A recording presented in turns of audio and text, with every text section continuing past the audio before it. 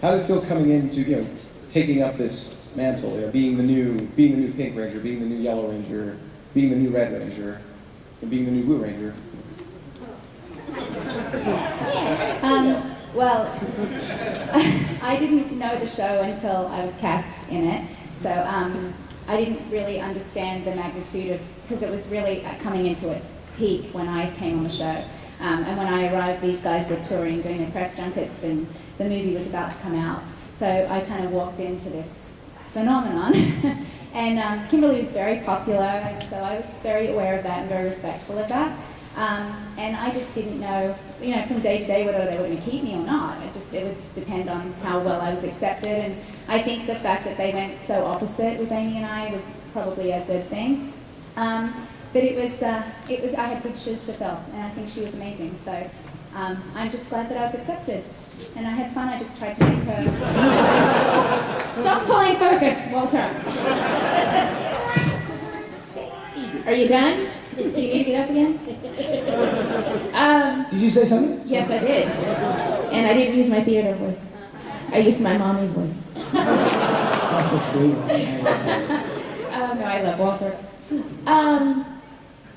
I didn't know Power Rangers when I auditioned for it. And I had 5 auditions, which is kind of not typical. So when I finally got on the show, I was pretty excited. I was beyond excited because I was still, I was at UCLA at the time. I was in my junior year, so I was still going to school and trying to film, and literally God got me through. I graduated while I was still on the show, so I was very excited. I didn't know Karan at the time. I knew that I was coming in after her, who I just absolutely adore now. But I was really, really excited to be a part of this, and I would have never thought 15 years later that we have such a great audience like you guys. Thank you so much. I never, ever expected.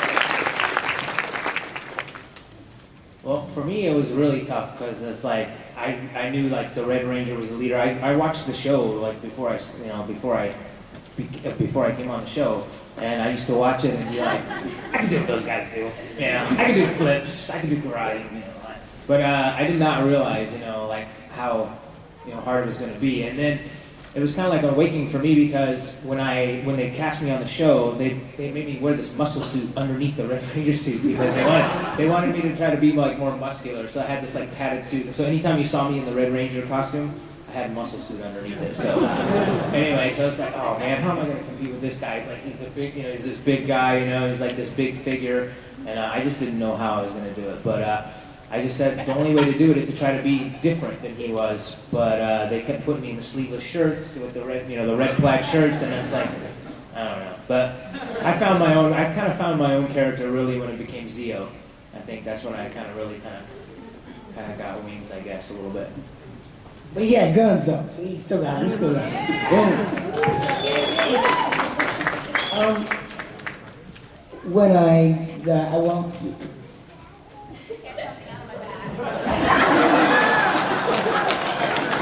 I'll wait for her to be done.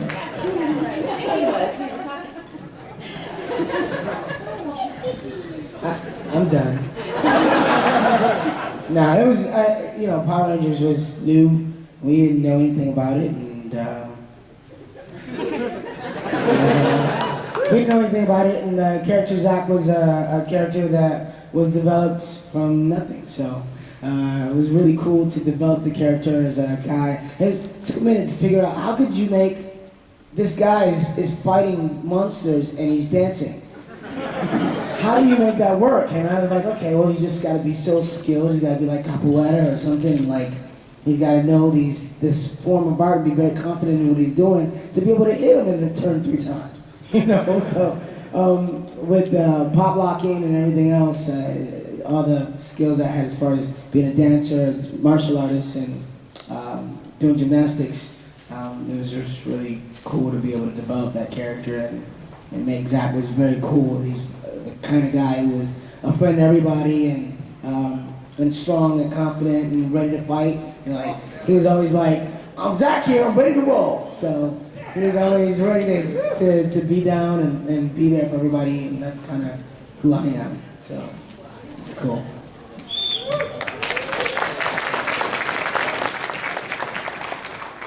Well, for me, I wanted to be an actress, and I had recently, right before the show, I was in a singing group, and the group we'd kind of broken up, so I was just like, man, I really got to get into this acting thing. And a friend of mine called me and said, you need to go to this audition.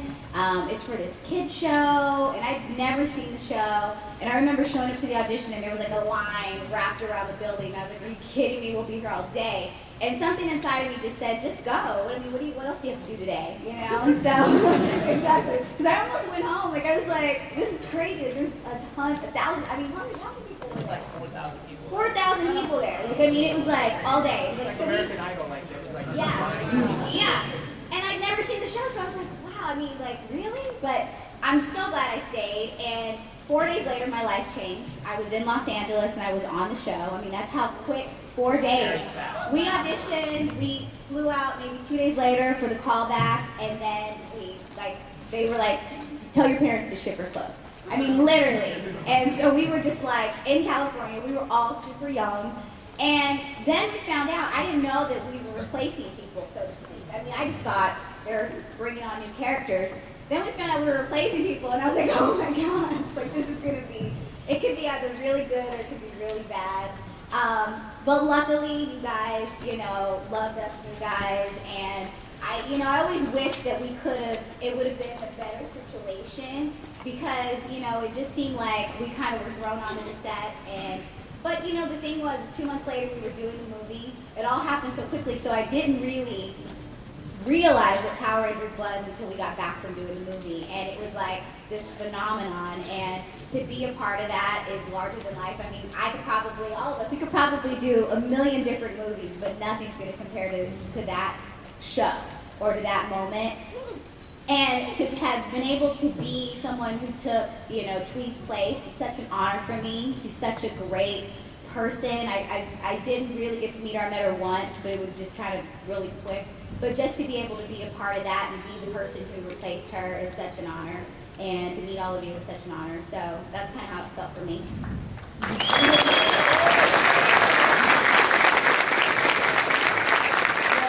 I didn't replace anybody. I was fired in the beginning because I was just given the role, and they gave me. They said, "Do a wicked witch voice," and I've been working for Saban. I've been doing voices, and I just came up with the evil voice after they fired me because I was pissed off, not knowing I'd be doing it for 5 to 6 years after that. But, they wanted it scarier, and I knew I had it in me, so, I said, let me audition, please, again, and, so I did come up with her.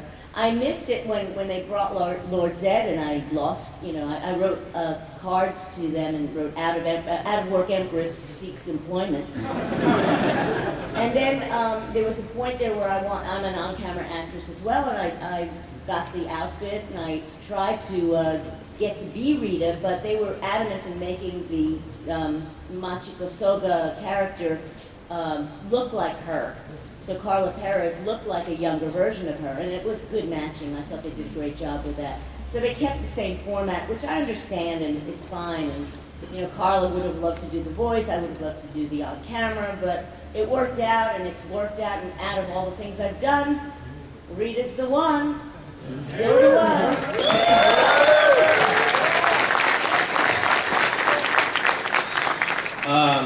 So it was actually funny how I got the role of Power Rangers. I was on another film, Talking Animals, even funnier. And I'm standing there one day and I see Jason and Kimberly come to set. And I'm like a huge Power Ranger fan before I was on Power Rangers. So I'm like, God, I told my mom, I'm like, Mom, that's Jason and Kimberly. And then I started talking with the producer and the director, and it was Shuki Levy. And he was like, found out I did martial arts. He was like, do you want to be a Power Ranger? And I was like, what? I was like, guys, I'm the new Blue Ranger. Isn't that cool or what? And that's how it happened. Yeah, and it was a dream come true. I mean, I had all the action figures. I was looking at pictures the other day, actually, at my house, and I have pictures of me sitting in the corner playing with all the action figures, like when I was 7. Almighty Morgan. So, yeah. Awesome. Well,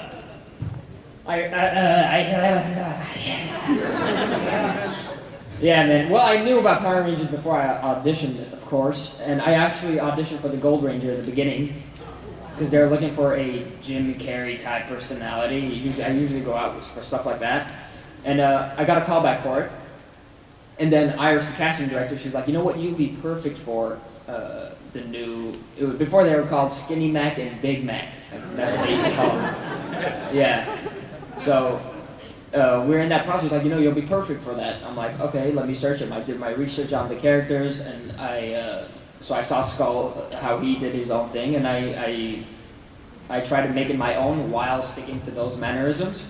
Because my character is actually supposed to be much younger than Skull was, and a little bit more dumb, I guess. And it was pretty phenomenal how the process of the auditions and everything, and you know, I had a blast, and the end, I'm very excited, and people ask me, is it a dream come true that you're on this franchise? I'm like, I mean, I'm extremely excited, but I have one dream and only one dream, and that dream is to just live happily with my family. I have no other dream. That's it. Everything else, man, it's a goal. Everything else is a goal. So that's my only dream.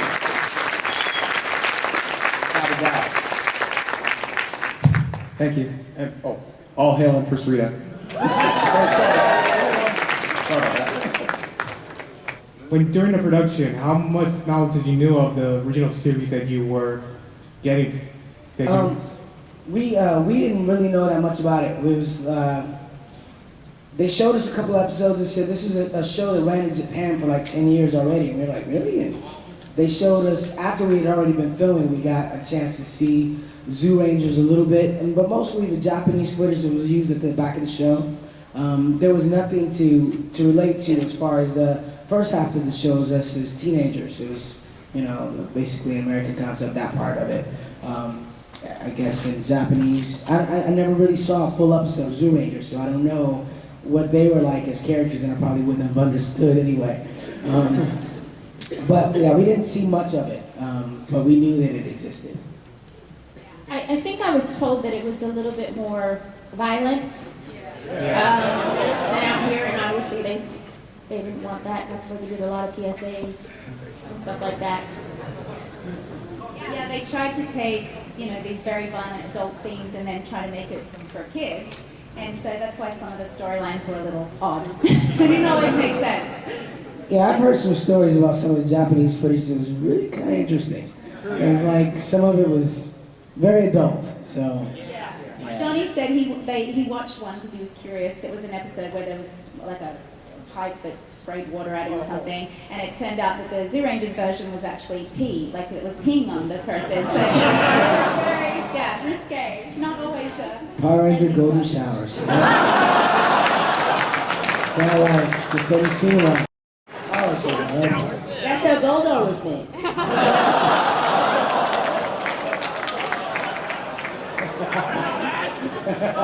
That's funny.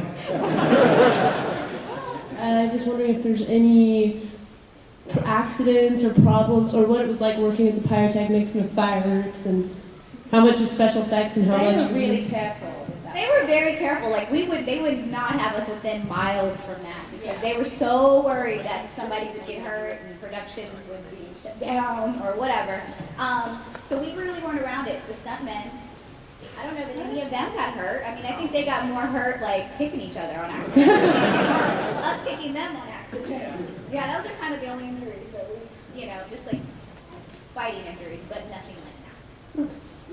Thank you. You're welcome. I just want to know what were some of your inspirations to pursue the careers that you have right now? Who was my inspiration? The man in the mirror, I guess you'd say. I was waiting for that. Oh man, honestly, well, he was my inspiration when I first started my career, because I actually started as a dancer. So yeah, Michael Jackson, MJ was definitely my inspiration in the beginning. After that, man,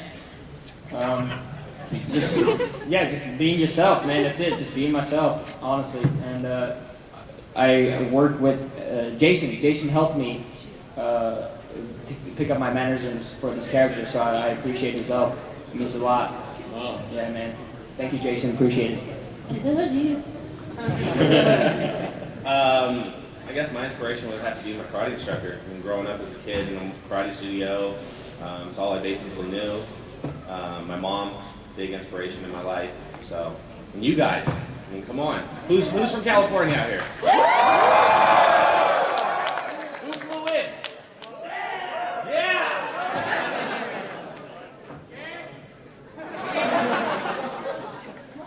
That's a tough one. Inspiration. I'd say my father a lot because he was funny. He was a funny man. He would meow on the balcony. You know, he just had this odd sense of humor.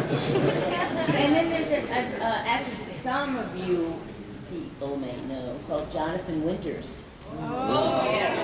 And I got to work with him with Nancy Cartwright, who plays Bart Simpson on tour. And I grew up with Jonathan Winters, who did all these characters. And I got to work with the man, and it was like, wow, that was my dream come true, because he was my idol. So, and I always played with voices, because my dad did, my sister was good with dialect, so playing with voices was always something that came naturally to me through my family. So I think that's good. That's my answer. And she had all those voices in her head. And watching movies about women who had multiple personalities. I guess my inspiration, obviously my family, they're really big, they're really heavily involved in my life, but Michael Jackson. I love Michael Jackson as a kid. Like, that's probably the one person that I was like, wow, he's little, he's on stage. And I thought it was two different people. I thought, because I mean, obviously I wasn't born when he was little, but like seeing that old footage as a child, I thought that was a whole nother kid that was like, and then when I realized it was the same person, it was just so amazing to know that someone could start off that young and kind of, so I always wanted to be this young person. And Michael Jackson actually danced to his song on the Power Ranger audition. So, so it worked out. One of my first inspirations as well was Michael Jackson. That's just for dancing and like that ability to capture people on stage. But acting-wise, funny enough, one of my inspirations was Michael J. Fox, which is he's on Family Ties. He's that character. I thought I kind of was like him. I grew up in Detroit, and Detroit's a pretty tough city. So Michael Keaton was this. Not Michael J. Fox was his character. Was this character I related to somehow, and also Richie Cunningham. I was kind of. People called me the Richie Cunningham of Detroit. This guy was always really nice. So some of my motivations, and then like Bill Cosby and people like that. Yeah. Oh, and Bruce Lee. Actually, it's funny though. I like Michael J. Fox too from the Back to the Future. I even had, swear to God, I used to wear like the little acid wash Guess jeans with the rolled up sleeve shirt, suspenders, and I used to like sleep like this when he slept in the show. The movie. I used to sleep like that. I was kind of inspired by him. But my real inspirations were always Bruce Lee and all the guys from the Cobra Kai. They looked like the bad guys for some reason. They were cool though. My family was a huge inspiration. They still just kind of encouraged me to keep going forward. I really love comedy, so I used to watch Carol Burnett, the Carol Burnett Show. I love creating characters. I love doing sitcoms. So acting-wise, I would always watch her show. And then Janet Jackson, I try to be her. And Michael Jackson. I can't say there was one person that I specifically admired, because I love dancing, I love singing, and I loved acting, so I was inspired by a lot of people. I was more inspired by what I could do if I was to become someone known, or what kind of people I could touch, how I could make a difference in the world. So that was always my goal. Was that it was such a great medium to meet like all of you guys and be a bigger voice in the world. So. Thank you. And you're putting your arms around. So I'd like to know, when you all did your group morph, how hard was it like to be perfect in unison, get it right every time? Got a lot of takes, man. Yeah. It was funny. Let me tell you, it was funny. The hardest one was, the hardest one for me was the turbo, because we had to hit them so that little Felix symbol popped out. And That was Leo. And it was so hard to get them to connect at the same time, and we were all trying to do it together, so there was a lot of takes for that. Thanks. I was curious if you guys had a particular favorite episode you guys filmed. My favorite, I think, was probably the Wild Wild West. Yeah! Just because we were acting so stupid the whole day. It was just like insanity. Thank you. I'm from Texas, so. I had a lot of favorite ones as well, but I would think the one that stood out was either the Rangers in the outfield, when it was my first episode where I got to play baseball, because I grew up playing baseball with the boys, whoop, whoop. And a song sung Yellow. I think for me it was my first episode's Different Shade of Pink, because I got to be evil and good at the same time. Even being on the show, obviously one of my favorite episodes was Little Strong Man, but I really liked the Ninja Rangers in the movie, the first movie. They had some cool costumes. I was really impressed by that. So. There was a guy who had the movie costume. Where's that guy go? No, I'm talking about the ninja costume. That's cool, but there was somebody who had the Mighty Morphin, the armor costume. I know who he is. He's in the whole group. They're coming back later on. Oh, cool. We gotta check that. That's cool, man. You should be here when he summons. One of my favorite episodes, so that was the question, right? Which one was our favorite episode? Yeah. One of my favorite episodes was the episodes where we got to ride the ATVs.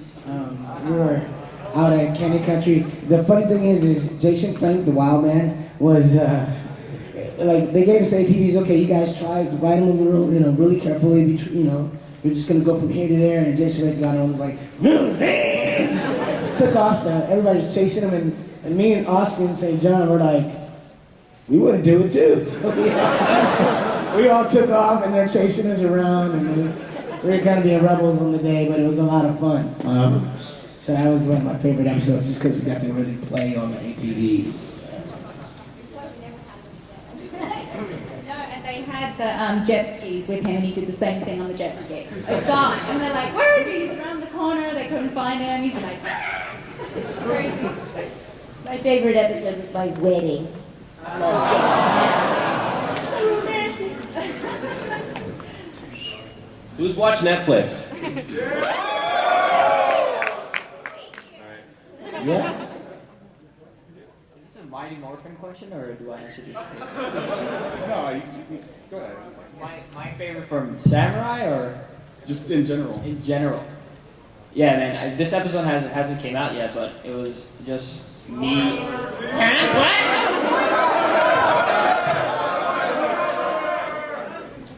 I'm not gonna say it.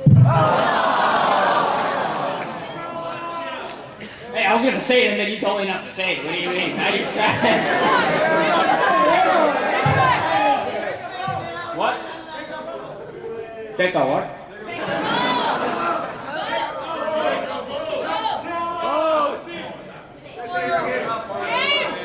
We're not on a boat. What do you...